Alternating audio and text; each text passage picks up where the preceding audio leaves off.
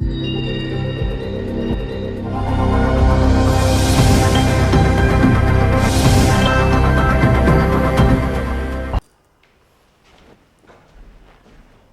दोस्तों, आपका स्वागत है विजडम इंग्लिश गुरु चैनल पर। तो दोस्तों कैसे हैं? आई होप सो सभी बढ़िया होंगे। तो दोस्तों आज हम जो बात करने वाले हैं बहुत ही इंपॉर्टेंट टॉपिक है, जैसे कि आपने सुना होगा और या बोर्ड पे दिख भी रहा होगा आपको, present perfect continuous tense.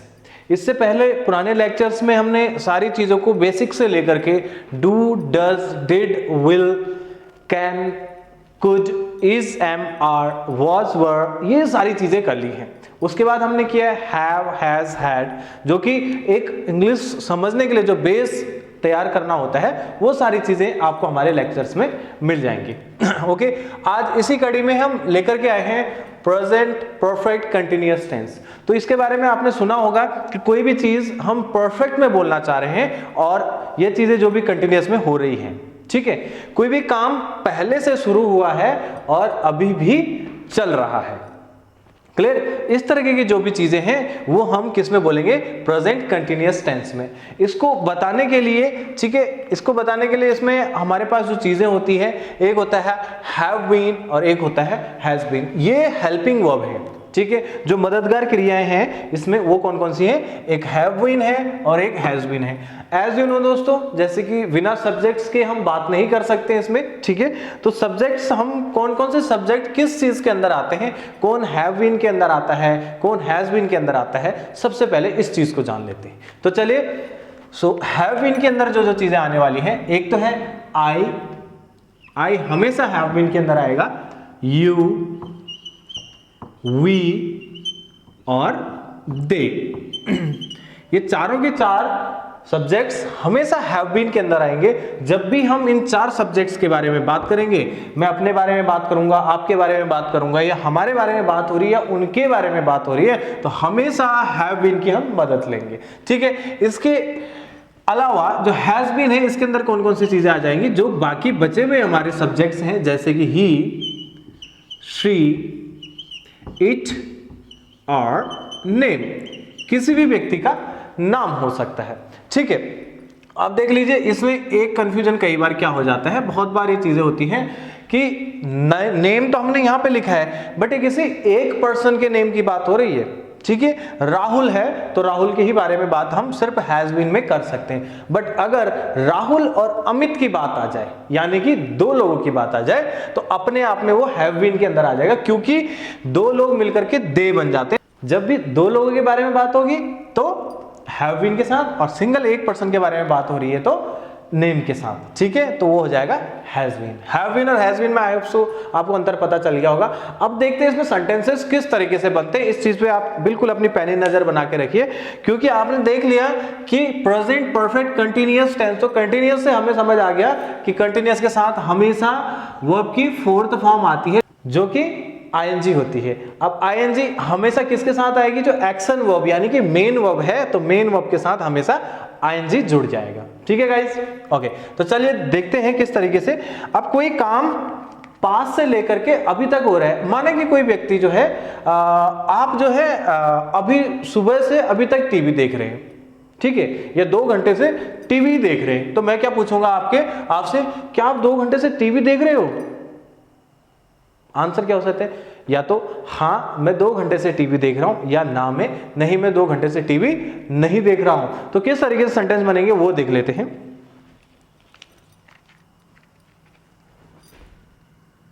Questioning form हमारी, तो हमेशा सबसे पहले जब भी हम बात करते हैं तो हमने जो ये हैव बीन का जो फर्स्ट पार्ट है, मतलब यानी कि हैव, वो हमेशा आगे लिख लेना है क्वेश्चनिंग फॉर्म में, यानी कि इंटरोगेटिव में हैव। अब इसे मैंने सब्जेक्ट के साथ मर्ज करना है, हैव यू। इसके बाद सेकंड पार्ट जो है बीन, हैव यू बीन। अब हमने अभी एक बात की थी कि जो मेन वर्ब है, मेन वर्ब के साथ आईएनजी फॉर्म लग जाएगी, यानी कि वर्ब की फोर्थ फॉर्म लगेगी, तो क्या हो जाएगा? वॉचिंग। क्या हो जाएगा? वॉचिंग। वॉच के साथ आईएनजी लगा तो क्या हो जाएगा?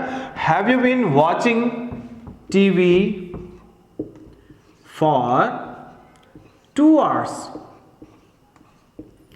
क्या आप 2 घंटे से टीवी देख रहे हैं? तो पॉजिटिव आंसर क्या हो जाएगा? Yes I. अब क्या है, यहां हैव और बीन के बीच में सब्जेक्ट आया, बट इसके उलट यहां पे क्या होता है, सबसे पहले सब्जेक्ट आता है, ठीक है, और उसके बाद हम हैव बीन एक साथ यहां पे लिख लेते हैं। Yes I have been watching TV for 2 hours। ठीक है गाइस, आई होप सो आपको चीजें क्लियर हो रही हो। ओके, ये हमारा पॉजिटिव आंसर है।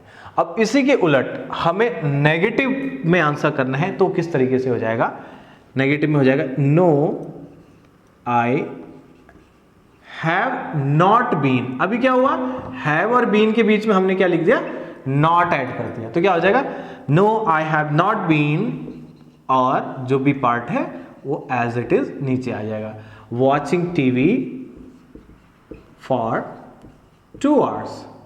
आई होप सो आपको समझ आए हो। मतलब कोई कार्य पास्ट से अभी तक, प्रेजेंट तक चल रहा है, उस तरीके की बात को, जो भी उसमें टाइमिंग, परफेक्ट टाइमिंग होती है, वो हम बोलते हैं, वो हम इसमें बताते हैं, दर्शाता है ये वाले सेंटेंस। तो क्या हो जाएगा, have you been taking food for 1 hour। क्या तुम 1 घंटे से खाना खा रहे हो? Yes, I have been taking food for 1 hour. No, I have not been taking food for 1 hour. और इस तरीके, इसमें क्या चीज हो सकता है, Have we been waiting for Rahul for 3 hours? Yes, we have been waiting for Rahul for 3 hours. Have they been dancing for 1 hour? Yes, they have been dancing for 1 hour. No, they have not been dancing for 1 hour। मतलब क्या हो रहा है, हम किसी भी subject के साथ ऐसे सेंटेंसेस बना सकते हैं जैसे हमने यू के साथ यहाँ पे बनाए। तो ऐसे ही आपने क्या करना है, ऐसे ही सेंटेंसेस आपने अपनी नोटबुक में बनाने हैं और बार बार उसकी प्रैक्टिस करनी है। क्लियर? ओके, अब देख लेते हैं कि अगर इसी तरह की बात जब हमें ही, शी, इट या नेम किसी थर्ड पर्सन के बारे में करनी हो, ठीक है, तो उसमें किस तरीके से होगा कि फादर, माने कि आपके फादर के बारे में हमें बात करनी है, ठीक है। So should I rub this, तो मैं इसको मिटा देता हूं एक बार। ओके, ठीक है, अब मुझे इनके बारे में बात करनी है, तो अभी मैं यहां पे हैव बीन का यूज नहीं करूंगा, क्योंकि आपको पता है ये दूसरी फैमिली है और हैज बीन से इनमें बात होने वाली है, ठीक है। सो मैं बोलता हूं, क्या हुआ, 2 घंटे से या 1 घंटे से रोटी बना रहा है, ठीक है, तो क्या हो जाएगा, हैज ही, तो क्या हो जाएगा, सब्जेक्ट इसके बाद आ गया, has he been making tea for 20 minutes। ठीक है, ये क्वेश्चन हमारा बन गया, have you been making tea for 20 minutes। क्या वो 20 मिनट से चाय बना रहा है? ठीक है, सो मैं कैसे कह सकता हूं, yes he has been making tea for 20 minutes। Okay, negative में आंसर हो जाएगा, नो ही हैज नॉट, क्या हो जाएगा, he has not been making tea for 20 minutes। Okay, I hope so आपको चीजें समझ आ रही हो। सो इसमें हो क्या रहा है कि कोई भी चीज पास्ट से लेकर के प्रेजेंट में चल रही है, तो उस तरीके की जो भी हमें परफेक्ट टाइमिंग वाली बात करनी है, वो किस तरीके से करते हैं, फॉर्मूला आपके सामने है। सो आपने क्या करना है, सभी के साथ प्रैक्टिस करनी है। Has she been studying for 2 hours, क्या वो 2 घंटे से पढ़ाई कर रही है? Yes, she has been studying for 2 hours। No, she has not been studying for 2 hours। ठीक है, Has it been raining for 3 hours? Yes, it has been raining for 3 hours. No, it has not been raining for 3 hours. यानी कि क्या 2-3 घंटे से बारिश हो रही है? हाँ, 3 घंटे से बारिश हो रही है।